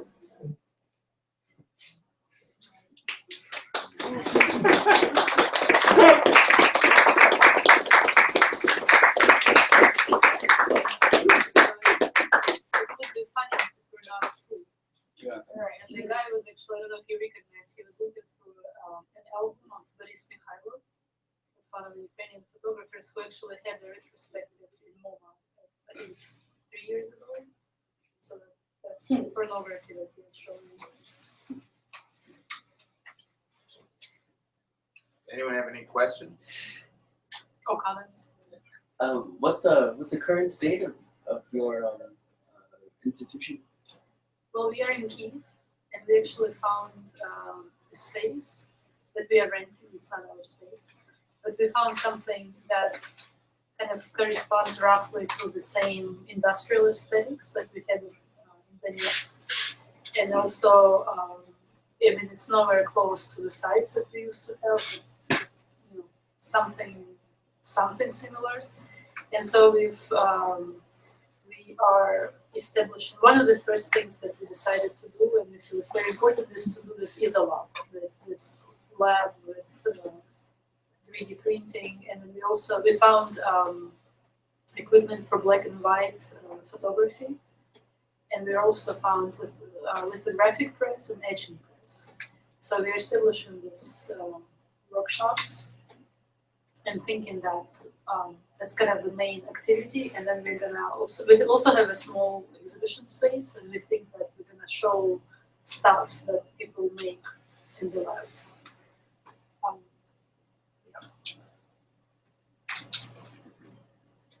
This is also like a question that I've wondered about too, and wondered I was there, was how can ZAHOPLENNYA return to Donetsk or Eastern Ukraine, or is there a desire to? Well, definitely we were hoping that we're gonna be back at some point. And that was the reason it was kind of so traumatic for us is because the territory where we were, that plant wasn't just a space that we had. It was really the main kind of protagonist of all of our stories. We were really emphasizing this site-specific nature of the whole platform. So for us to lose the space and the and all of this kind of architectural and narrative history of this place was also it meant really redefining the institution in a major way. And I think we're still trying to figure out, can we really do that? Like, can we be IZOLYATSIA in somewhere else if we don't have that factory? And I've heard that, like, from Victoria and Luba also, that this is like a major concern, trying to maintain the roots to Donetsk, and like coming from this really industrial mining city, and I think there's a serious concern whether this is something that identity can be maintained with a space in Kyiv or we're still trying to figure out whether it's possible. We also realized that we're not the only people who were actually kicked out from the region, and so we decided to be in Kyiv to be the platform for people from the region. So we established something that we call Donbas Studies, and it's more of a discursive platform. So we invite people to talk about the region in all sorts of ways, not just arts, but like economics and politics and whatnot. So we have a lot of lectures about Donetsk, about the region. Unfortunately, you can't really go to Donetsk right now because there is really a military. There is a war going on there. But this week, our team went to Mariupol. It's another city. It's another industrial city that's very close. It's on the Ukrainian territory, but it's very close to the region. And it's in Donetsk region.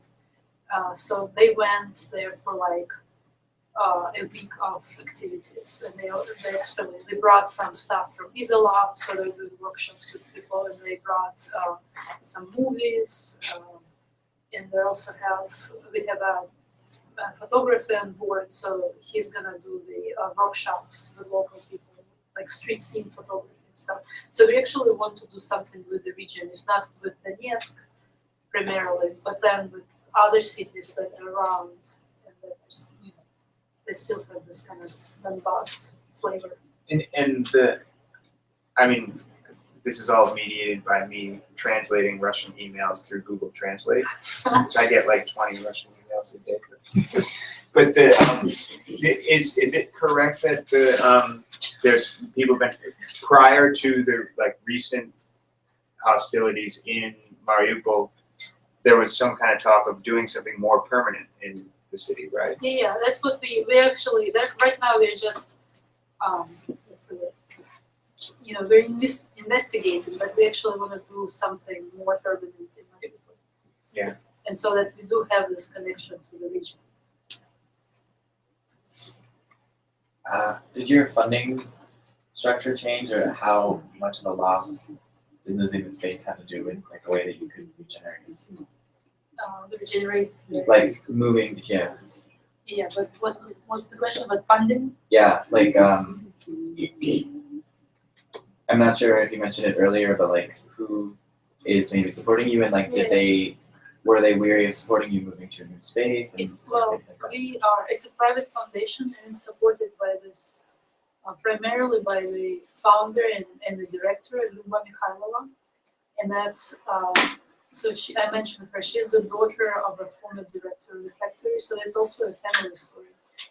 And we do have, I mean, we applied for grants and we do have some kind of support through this grant system, but it's really, like, I don't know what's the percentage, I think it's like maybe 20% through grants and donations, and then 80% from that person, from Mikhailova.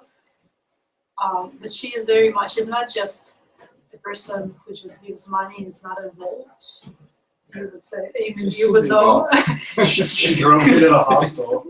She really, she's the director and she's like the main person behind all of this. So we haven't, I mean. I would say the structure has changed, right? But because her business is also in the east of the country. Her business is there, and yeah, So there was a lot of, that's there was been shut lots down. of money, but they're also much smaller in Kyiv. Yeah. I mean, we're nowhere close to 7 acres of land. But there's been a definite push to make it a more sustainable program where it's not just subsidized by her business. For sure. It's now because of what happened, because this space was invested in and then totally lost. I think she has much more concern for trying to do something sustainable so that it can perpetuate itself without being dependent on the business. And it's kind of a larger, it's a larger question and requires a long answer, but in Ukraine there is no culture of charitable foundations. There's just, charity just does not exist. And like for a while we would have charitable foundations that would be money laundering operations for sure.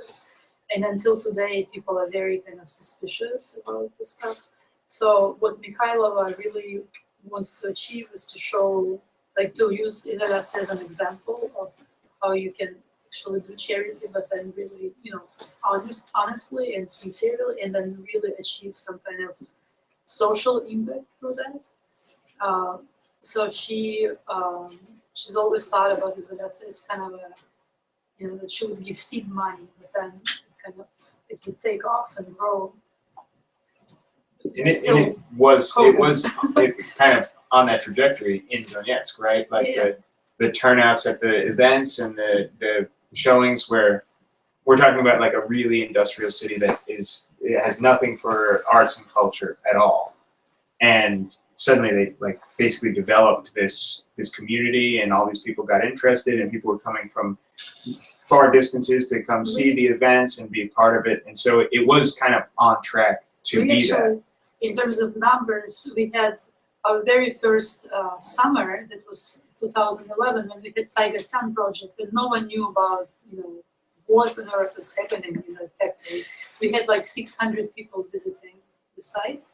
Next year, and we would be open for the public from like April to October, because we didn't have any heating facilities. It was kind of a running joke that at the IZOLYATSIA isolation materials factory, nothing was isolated. So it was extremely cold in winter, and of course you wouldn't be able to heat up, you know, 28 warehouses of 1,000 square meters. So we would only do, I mean, we work year round, but we only do exhibition programs, or like public programs, when it was born from like April to October. So next year we had 10,000 people coming to the site within a year. And then in year after next, there was this one day when I already mentioned that, when we had this arts crafts fair, and we had 1,500 people coming within 3 hours, and we realized that we kind of, you know, the number of visitors grew outside of proportion with like our capacity actually accommodating people. But yeah. And right now we do a fundraising campaign. By the way, we actually have, I mean, speaking about the people supporting, so we have this, I don't know, what's the American equivalent, of Kickstarter or something? So we have a goal of 100,000 hryvnia, which right now with inflation it's like not that many I didn't know it was grievance. It's in Riga. Oh man. So we had within. It's going to be less like at the end of the campaign than when it started. No, but like it's been the campaign was there for the campaign's there for a week, and we already have 50,000 hryvnia. People donated like half of the amount. It's basically to restart the The IZOLAB IZOLAB, in Kyiv, where, as Joe said, they were able to get some of the equipment out, but a large part of the equipment was left, and it's probably been like scrapped for like 3 cents or Shot with a something. machine gun. Yeah. Well, So we're hoping that actually a lot of that stuff, those people, as you heard from the video, they, like it says, we thought they're normal paintings and landscapes and stuff like that. Like they don't understand what art is. So we're hoping that they're not gonna identify a lot of stuff as something valuable and just leave it, So. I have a question about, so with this move, how large is the team that works your institution foundation? And does it fluctuate? Do artists bring their own helpers, assistants, and things of that nature? Especially with such a large, or the area you had before was so large. Yeah. What is that permanent team, and how do you work with them? We have a team about 15 people. Can you repeat the question for the people upstairs? I was just asked that Oh. maybe if you could repeat the question so they can hear it upstairs on the live stream. Oh, okay. To Yeah. some degree. So the question is just how many people kind of are working at IZOLYATSIA now and before, and like is there some kind of difference in how many, I guess, bodies does it take to run the operation? We have about 15 people at IZOLYATSIA, and then we have this kind of IZOLAB.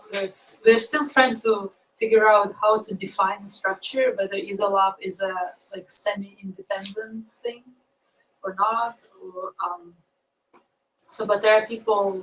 It's a hard question. yeah. But it's How so many people live in IZOLAB? in the office where I was working for 3 months, there was, let's say, About 15 of us. yeah, and 5 of those people are production people who are the guys who build the installations or do other work in the space, like outfit the rooms in the office, and then later when we got access to spaces on this, the new IZOLYATSIA space is a former Soviet shipyard. And so there's an office in the front, but then there's a bunch of big kind of warehouse buildings that we're slowly getting access to. So the production guys work in that space primarily, and then there's people who are in the offices doing PR. There's Alyssa's the PR. Actually, we're online. I took some great photos of everybody. Oh. Yeah, but I did all these portraits. But the Alyssa's PR, Misha and Vanya do IT, Anya and Pavel are kind of like running the show. It's like a 50 people, but yeah. But we try to do everything like related to production of artworks or like residencies. So whatever, when we invite an artist, we try to do all of the production ourselves.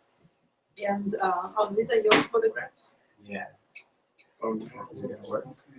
And there was one artist that came to us with his own team, that was side by side, because it was a huge project, and it was our first project. We wouldn't be able to handle it without his studio. But then everything else we actually did, like Buren and all of those people, we did ourselves. They didn't come with their studios, and that's one of our points, to actually raise our own team of art installation people. This is them. Yeah. Clemens, are you now part of that team, or was your work with They try- We they did try- like a blood like. So the question is, is Clemens part of the team? Shook hands and all that stuff. There's no photo of him in here. They're trying to seduce him into more into So we've talked a lot about doing more work, because I think what we were able to do together was really great, and it worked for everybody involved. So and I'm really interested to keep working with IZOLYATSIA. I mean, for me, it was an amazing experience just because it was. I was so able to commit to what we were doing. You know, it was like what we were doing made sense to me, but it also seemed like it was worth doing. And it was a really interesting project for me because it was I got interviewed a lot about it when I was there, and you know, I had to answer questions that I really can't answer, like why would you make art during this conflict? Like, why are you as an American coming to Ukraine to do a project like this? And I mean, this was just like the newspaper is asking me this shit, and I was like, I think I answered as best as I could, but really, I want to be in a position where I have to answer those kind of questions about the work that I'm doing. I don't want to be in a position where I'm just doing something without having to think about what it means. And so, because this experience provided me that opportunity, I'm really attracted to the idea of working more with IZOLYATSIA, because I have to be self-critical. I have to be looking at what I'm doing, and I have to be careful about the way I go about it. It has a different character than just, you know, making some work in my apartment in Brooklyn. You know. Somebody in the back? Was there? No. He had a question about the identity of the guy in the video. Actually, is he from Russia and came in, or was he from Donetsk? And where can we? Is that on YouTube? That's on video on IZOLYATSIA's Vimeo. It's actually on our website as well. Okay. You can enjoy it in the privacy. But we have more video. Well, there are also videos from Mongol. That's the guy who ran a military. So that Baranov is a civilian within this operation. There is Mongol, who is the head of the military unit, and then there is an interview with Biker, who's just like rank and file soldier. And I think they're all on Vimeo, and they're also on. But were they locals? Like they were locals who knew about IZOLYATSIA? No, Mongol is definitely a Russian guy from. One thing to say that this unit that seized us, they call themselves Battalion Vostok, which is Battalion East, and they were apart from their heads, the military guys. They were all the Russians. They were all Chechen, Chechen and Ossetian, and it was very obvious that they were just mercenaries. They were just hired to come do whatever. But their heads are Russians. So Mongol is Russian, and he is actually I forgot his name, but we do have his name. And he has a PhD in history or something. He's a very well-educated person. It's not like it shows in the video too. Yeah, it's not like it's it's just some kind of a guy who wants to fight for money and whatever. So it's a planned operation. A lot of this stuff is super slippery too. Like nobody knows really like how many of these people are Russian people who came over or what, because the whole way that it's represented by Russia is that, this is just a separatist uprising and it's all Ukrainians. It's all people from Eastern Ukraine. Russia's not meddling at all, which is total bullshit. But nobody really knows where the line gets drawn, and it makes it really complicated for anyone to. Well, with some of them it's very obvious because they do have a very pronounced Russian accent. With some of them it's not that obvious because they're the people in the region speak Russian as well. There is one very comical accident at the very beginning of this whole thing. There was this guy, presumably, with no insignia or anything, presumably Ukrainian, who was somewhere in Donetsk. No, it wasn't Crimea actually. So he was actually videotaped, and he was getting progressively angry. At some point he said, step over that threshold, and he used a word that Ukrainians don't know. He said "parebrik." People will know the story. Go and behind this parebrik, and it's like, what's parebrik? And it's so obvious. It's some kind of Russian dialect. That's what's called a shibboleth, right? Yeah. The shibboleth is like the this word that you ask someone to say so that you know where they're from. Right? Yeah. But we had this, it was just exploded. We had so many jokes about this parebrik, because it's like, what is this word? Ukrainians don't use it. So those people kind of, the language actually betrays them. Another interesting character, I guess, maybe you might know more about the this. reason? Yeah, so my understanding at least is that there was, you guys did a show that was called Turbo Realism. We did, but that was an artist art. We did just get this signal from the back to wrap up. I think we can talk. Well, what's the deal? What does that mean? Can we talk more about this stuff or what? It means two things. Goodbye, everyone who's leaving. Wait, is Tyler back there? What's the? Say it to the camera. Let's see. All right, well, tell him when he comes that we're just gonna keep talking, and you guys can go home whenever. Yeah. Okay, so we had this artist in residency that was called Turbo Realism, which it's a funny word. It's kind of the word exists as a name of a literary movement, and it's kind of a B literature, sci-fi, but kind of a B-level sci-fi literature that's written in Russian. And it kind of envisions a future where the Soviet Union wins the Cold War. It's a historical reconstruction of the certain conditions of Soviet Union being the winner of the Cold War. And one of the guys, one of the authors of this kind of literature is Fyodor Berezin, who actually lives in Donetsk.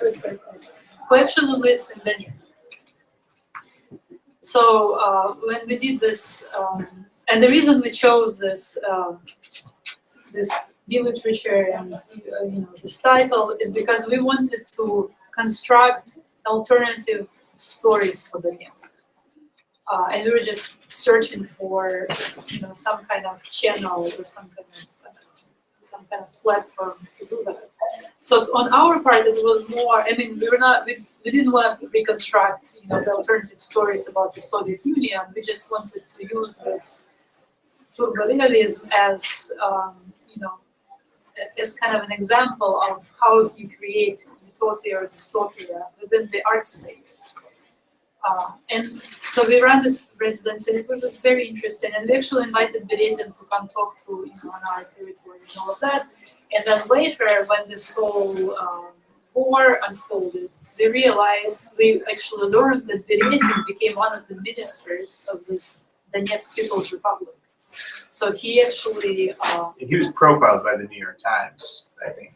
They're just a pretty in-depth article. So he's like one of the heads of this, separatist movement, and he's pretty crazy because he really what he writes in his books. He really believes in that, and he really wants to implement it. And that's when you realize that it's one thing to talk about these utopian scenarios as an art game within the territory of art space, and it's another thing to realize, to start thinking, oh, I really want to create this kind of scenario in real life. Which and you kind of do it. And it backfires. And he even frankly talks about how that's what he's doing. That he's really enthusiastic about this thing as I think there's even a quote where he says it's like I'm living one of my novels. It's not just a connection that's being drawn outside of him. It's actually the way he's seeing the world. And this article was part of a larger report about how about the same question that Roxy asked, where there were Russian leaders in the beginning, and then the Russian leaders of these movements were extracted, and then guys like this ended up, after everyone who's leading this stuff and all these military commanders who have a bunch of experience just get recalled to Russia. guys like this end up at the top. And this is kind of like this problem that has been going back and forth with the separatist movement. Yeah, it's a mess. But the guy was pretty sane when we invited him. At least he seemed so. We believe that he was just a writer. But for some reason, when I was there was like a whole stack of his books. Well, yeah, we There have was some like, books. it's like all these editions of his. They're all pretty. The titles are like "The Star Over Kremlin." Stuff like that. There's like, but there's also like I've looked at some of them and like they're like he like envisions battles like in Colorado, like Whoa. Colorado. Well, watch out. And Spaghetti Western. especially now because Patrick Swayze's not here to see us. Oh. Burning That was the key questions, thing, though. That was the key. desires. Sorry. Break into smaller units. Okay, yeah, it sounds like people are talking about it. All right, thank you.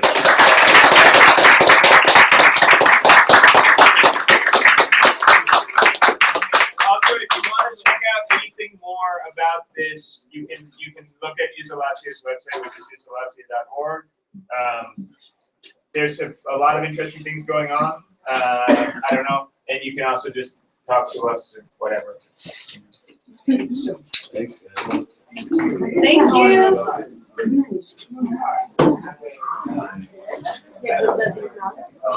It was actually really nice talking to you all and stuff. No, I don't.